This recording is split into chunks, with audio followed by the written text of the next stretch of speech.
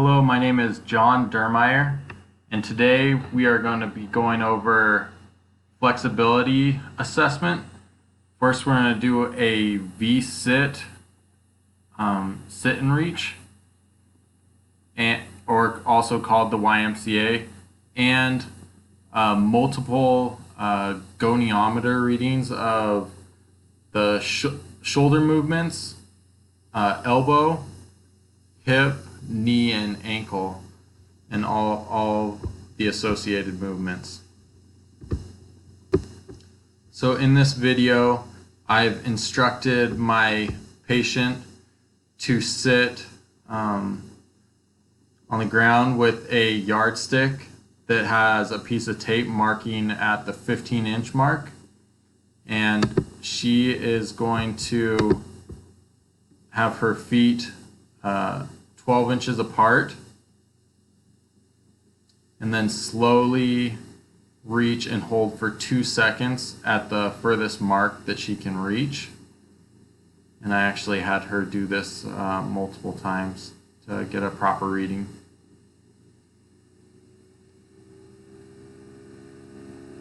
That was a little fast, so we did it a little slower the second time.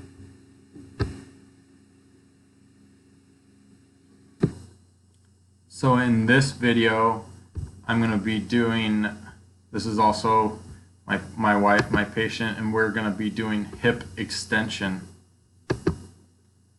And the greater trochanter will be the axis, and the stationary arm will go on the midline of the pelvis, and then the moving arm is midline of the femur.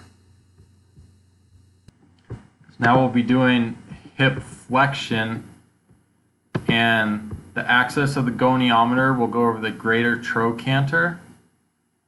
The stationary arm will go midline of the pelvis, and the movable arm of the goniometer will be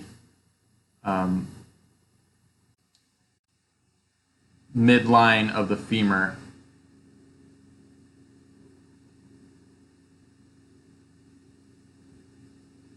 And that's our reading.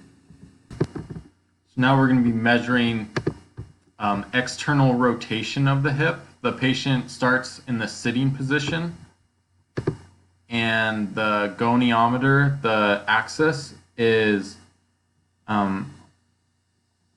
medial in the midline of the patella. The stationary arm will be perpendicular to the floor, and the moving arm will follow the tibia.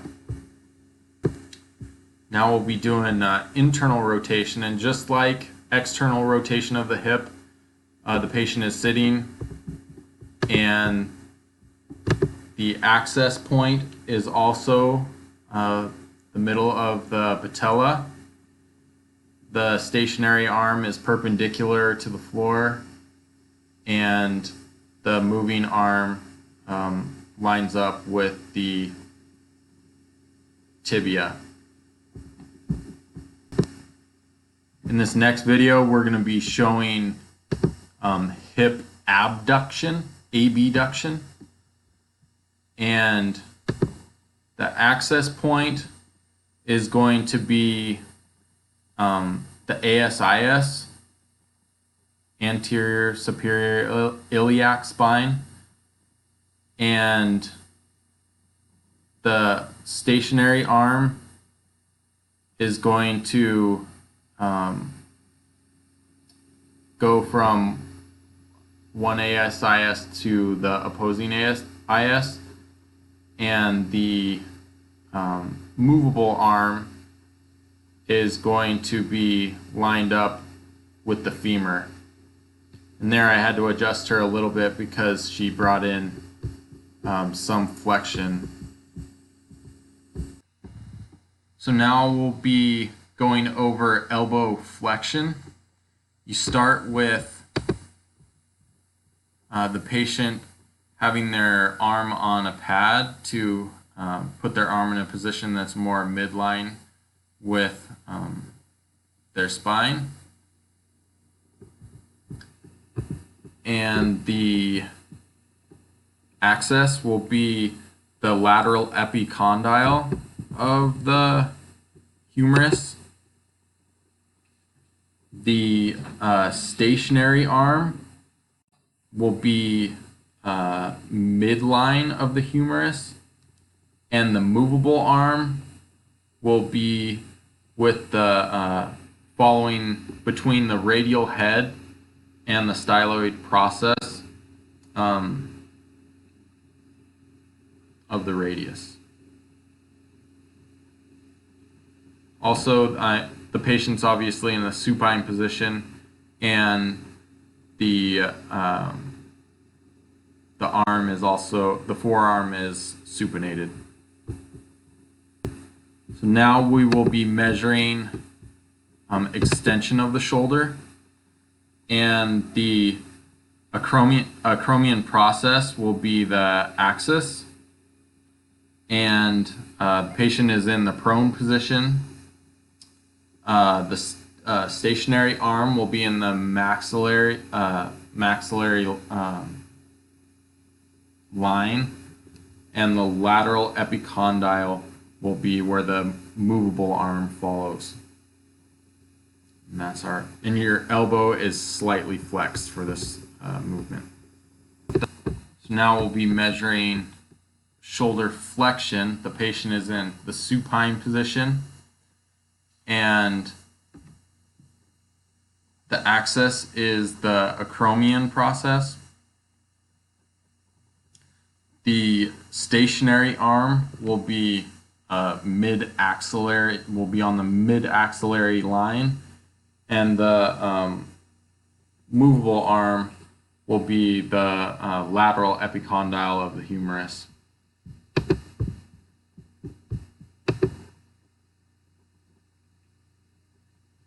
And I just adjusted, you just want the palm to be facing the body. And that is our reading of shoulder flexion. So now we are going to be measuring shoulder abduction. The axis is going to be the anterior aspect of the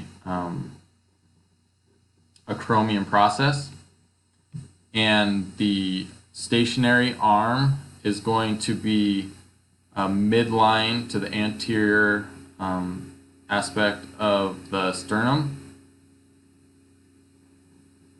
and the movable arm is going to be midline of the humerus. Okay, now we are going to be recording shoulder external rotation.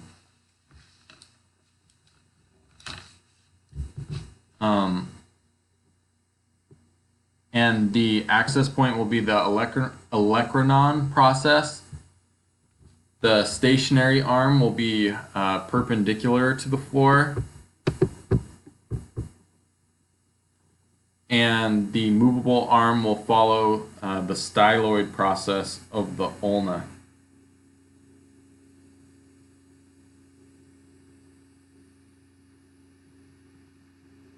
And what I did wrong in this video, she couldn't go quite to the table anyways, but a person that had a little bit more external rotation, you would want their arm to be off the table slightly so they could go past 90 degrees if they had that range of motion. Now we'll be doing knee flexion measurement, and the patient is in the supine position, and the access point is the lateral epicondyle of the femur. The stationary arm is midline of the femur, and the movable arm is midline of the fibula. That's our measurement of knee flexion. So now we actually ended up getting a new patient with my son to finish the rest of this video. And we are going to be measuring ankle plantar flexion in this first one. First, you look for the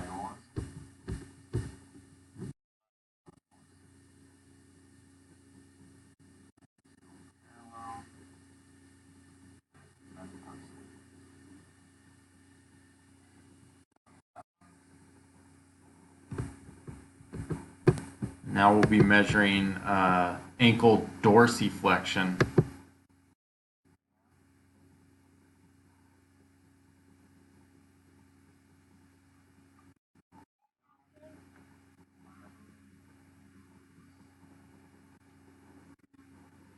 And the stationary arm is lined up with the landmark of the head of the fibula, and then parallel to the fifth metatarsal.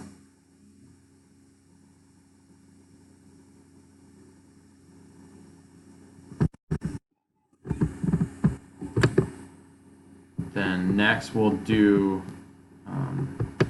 inversion and eversion.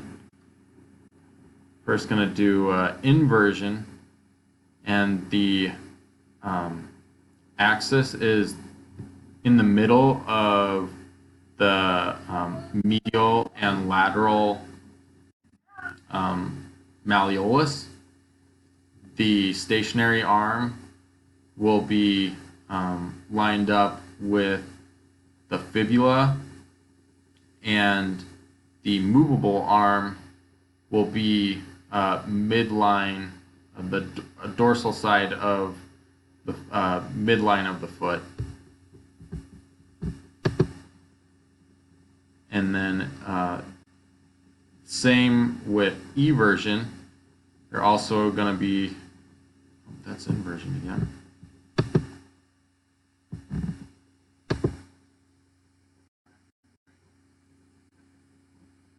So eversion will be got a moving patient.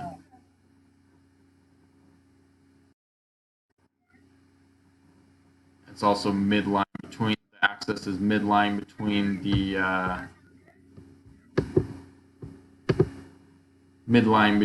the medial and lateral malleolus, and then the stationary arm is lined up with the tibia, and the movable arm is on the dorsal side of the foot, just midline of the foot.